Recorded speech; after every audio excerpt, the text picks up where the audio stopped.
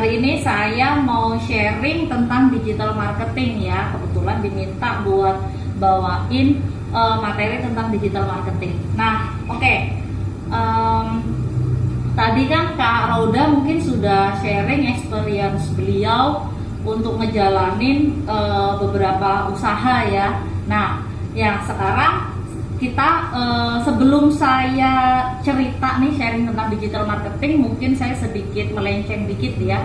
Kadang-kadang kan kita pas kita mau pasarin sebuah produk kan kita bingung ya, mikir maksudnya produk saya ini nih seperti apa gitu kan, terus gimana caranya, terus aduh saya orangnya kuper, nggak punya banyak temen, gimana mau bisa jualan ya gitu kan. Jadi kadang pikiran kita suka banyak mikir udah negatif-negatifnya dulu gitu ya. Nah tapi saya mau katakan kadang segala sesuatu kan kita tetap harus lakukan ya. Jadi do what you can, apa yang kita bisa lakukan kita coba lakukan.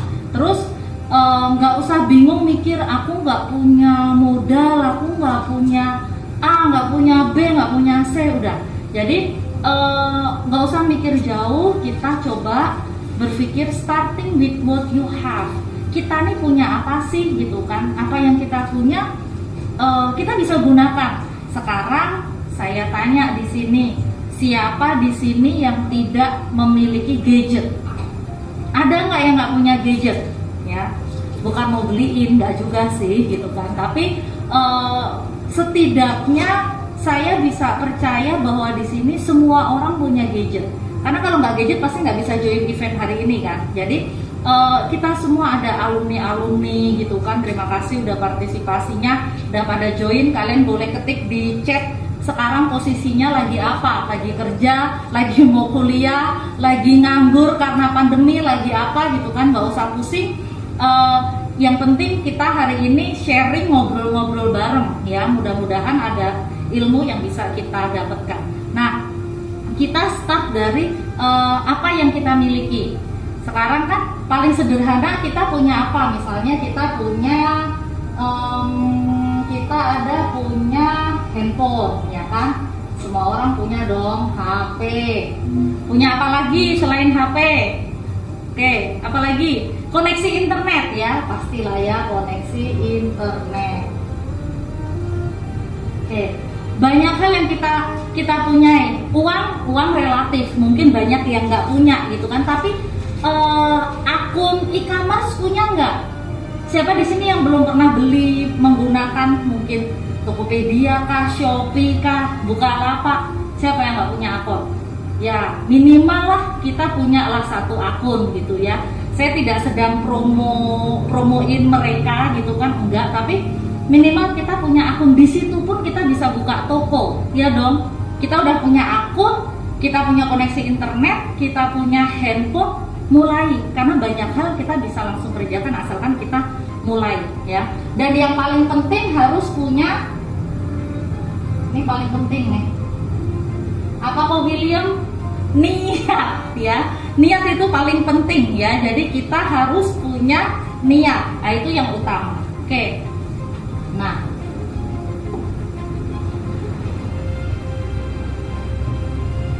oke, saya lanjutkan. Sekarang saya mau sharing tentang evolusi marketing ya.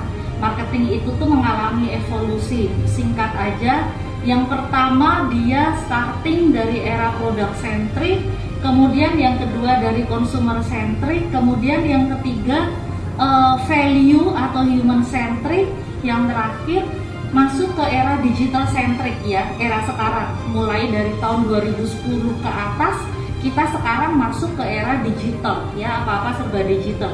Nah, secara singkat kalau kita berbicara di marketing, evolusi yang pertama produk, dia katakan bahwa a good product will sell itself. Jadi dikatakan ya yang penting tuh sepanjang kita punya produk bagus, produknya itu akan gampang untuk dijual. Kemudian yang kedua, consumer centric. Consumer centric ini nih consumer itu is king ya. Jadi maksudnya konsumen itu raja, mau ngapain aja dia, mau komplain mau apa dia tetap raja. Kita perlakukan dia dengan hormat. Nah, seperti itu. Kenapa ya? Endingnya kita pengen supaya mereka loyal dengan kita. Nah, seperti itu. Kemudian yang ketiga, masuk ke era human centric. Nah, di human centric ini lebih bukan konsumennya aja yang kita lihat, bukan hanya produknya, tapi relation kita dengan konsumen kita. Ya, jadi ada bonding nih antara kita dengan konsumen. That's why mungkin kadang kita bisa lihat, saya nggak tahu mungkin nggak semua dari kita punya credit card ya, mungkin enggak gitu kan, tapi at least kadang ada perbankan itu mereka di hari ulang tahun kita dia bisa kirim email ngucapin selamat ulang tahun Ibu Lucia Freda, spesial hari ulang tahun Anda mendapatkan diskon sekian persen di outlet-outlet bla bla bla bla. Contoh ya.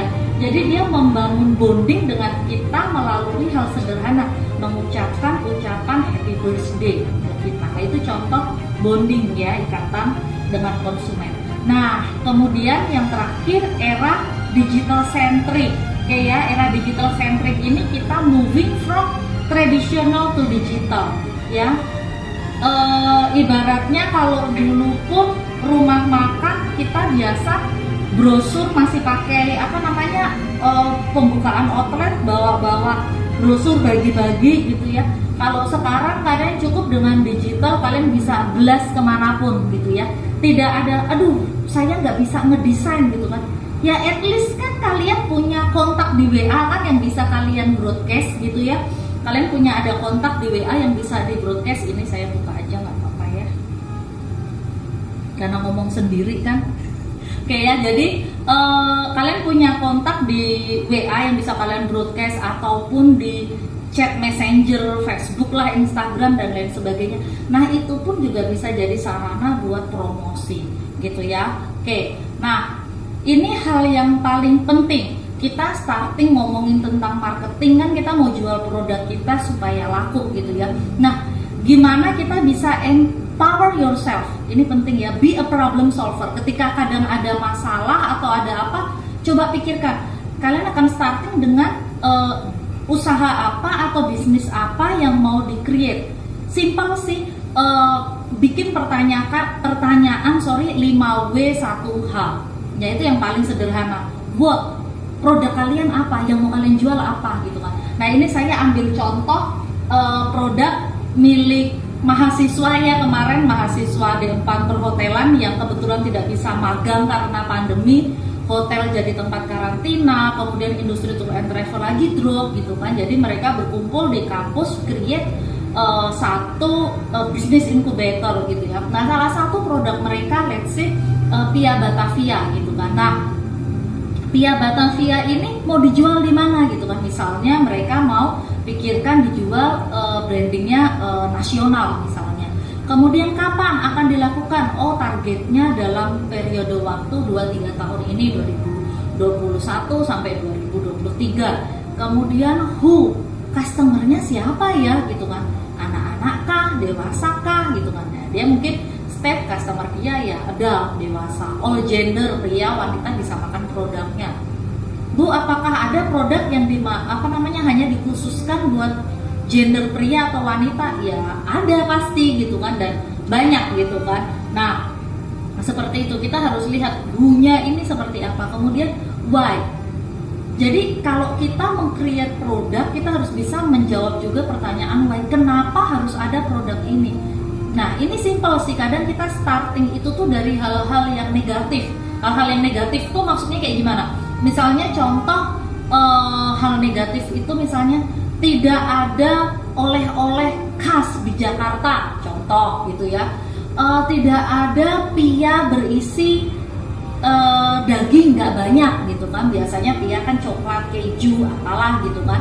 Nah ini berangkat dari why itu kita makanya bisa membuat sebuah solusi. Oh berarti kita buat yuk pia daging gitu kan. Pia isinya daging, ini kan unik. Kemudian Jakarta ini kan kalau kayak kita pergi ke luar kota kemana gitu kan, pulang bawa oleh-oleh khasnya. Jakarta ini apa ya oleh-oleh khasnya gitu kan. Nah dirasa cukup terbatas dan belum banyak.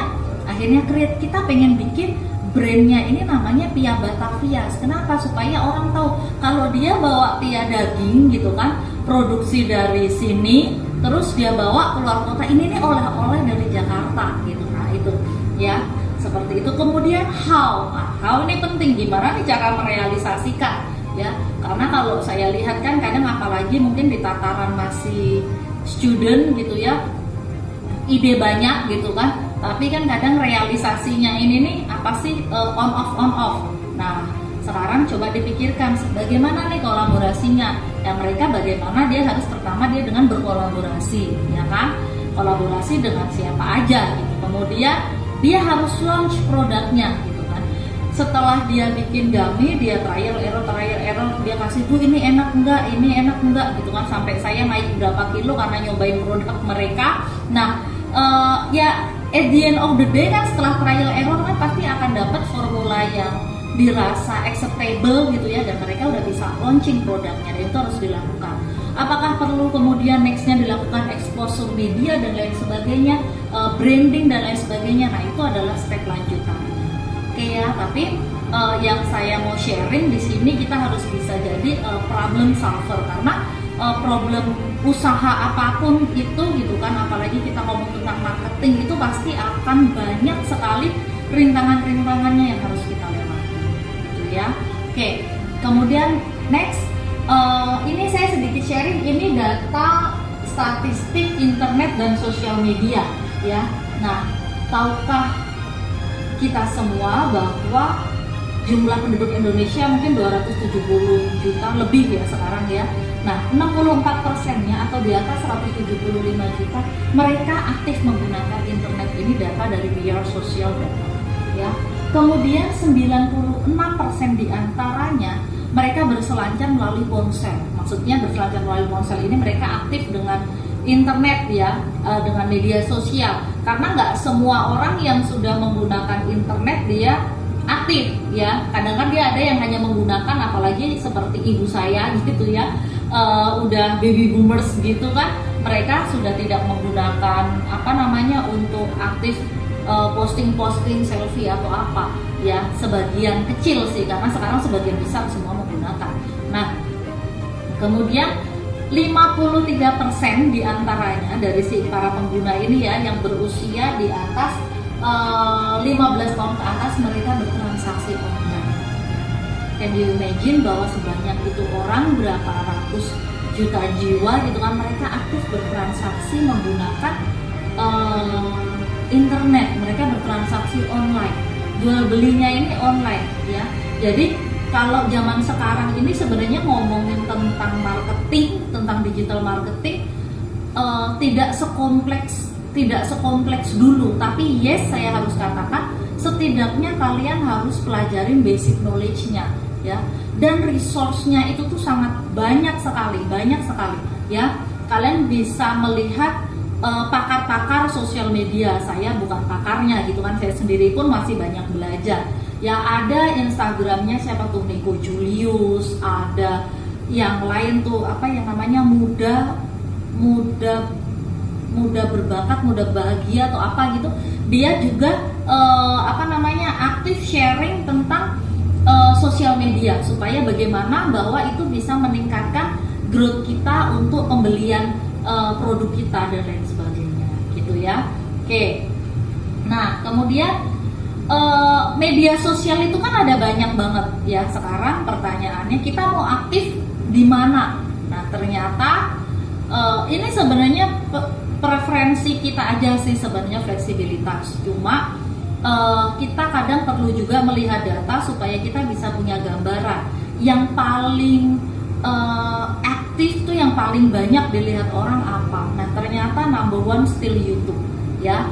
YouTube itu adalah 88% gitu ya, orang banyak melihat video di YouTube ya. Ini penggunanya ya, terlepas dari analisis apakah efektif atau tidak beriklan di sana, tapi setidaknya 88% orang yang menggunakan internet itu mereka menggunakan media sosial, mereka menggunakan YouTube. Oke, kemudian WhatsApp ya, WhatsApp nomor 2 sebanyak 84%. Kemudian yang ketiga adalah Facebook sebanyak 82% gitu kan. Berikutnya di urutan keempat adalah Instagram.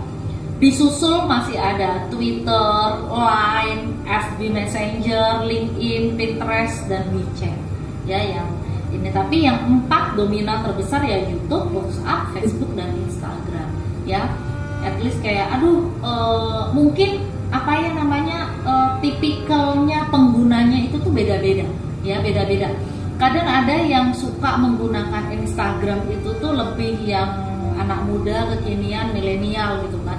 Tapi orang-orang yang di daerah gitu kan, yang mereka baru awal menggunakan media sosial, kadang tuh starting awal biasanya mereka punya akun Facebook ya. Tapi mau Facebook mau Instagram kalau sekarang pun toh sama, karena dia sudah merger. Ketika kita beriklan di Facebook, iklan kita juga bisa dilihat di Instagram ya, dan sebaliknya. Bahkan pun kita beriklan di Instagram pun tagihan juga masuknya ke billing Facebook. Nah, hal-hal seperti itu sebenarnya kita juga bisa pelajarin sendiri ya, learn by doing gitu kan, banyak resource buat kita bisa belajar. Oke, next adalah trennya di digital marketing ini seperti apa ya. Nah, trennya ini kan karena kita larinya visual, otomatis yang dicari ini biasanya konten yang interaktif. Kenapa YouTube banyak orang suka gitu kan, karena kan dia menggabungkan semuanya jadi satu gitu ya, video gitu kan, which is ada gambarnya, ada informasi mungkin tulisannya, ada voice di situ gitu kan. Nah, video itu yang paling lengkap gitu kan, kontennya sangat interaktif. Nah, that's why kadang lebih suka lihat YouTube gitu ya. Meskipun kontennya orang itu tuh bisa aneka macam ya, yang ngeprank lah, yang apalah anak sekarang gitu ya. Tapi ternyata hal-hal seperti itu banyak dilihat orang gitu ya. Itu yang pertama ya, kontennya interaktif. Kemudian yang kedua, tren digital marketing, kita bicara tentang optimalisasi SEO. SEO ini apa sih? SEO ini search engine optimization. Sekarang mostly dari kita kan menggunakan Google ya kan. Kita pas pakai Google itu kan kita kadang search sesuatu. Ketika kita search sesuatu, kebanyakan kita itu ngeklik yang muncul di halaman-halaman awal Google ya.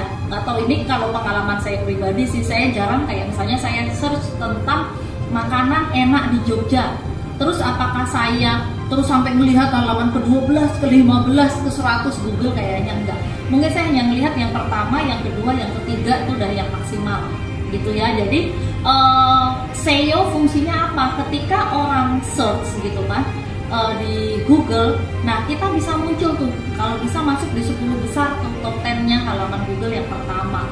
Nah itu, jadi gimana supaya kita bisa masuk di situ? Nah itu ada memang ilmu ya, maksudnya kita harus pelajarin gitu ya, karena kan dengan keyword-keyword tertentu kita mau dominan atau mau muncul di situ.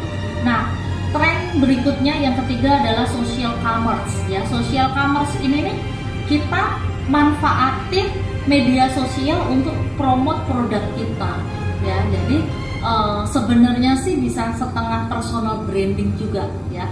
Tapi tergantung sih, kalau kayak saya pribadi, saya menggunakan sosial media saya, Instagram, saya tidak menggunakan untuk personal branding saya tidak gunakan untuk jualan. Ini sebenarnya lebih ke preferensi individu sih, maksudnya dia punya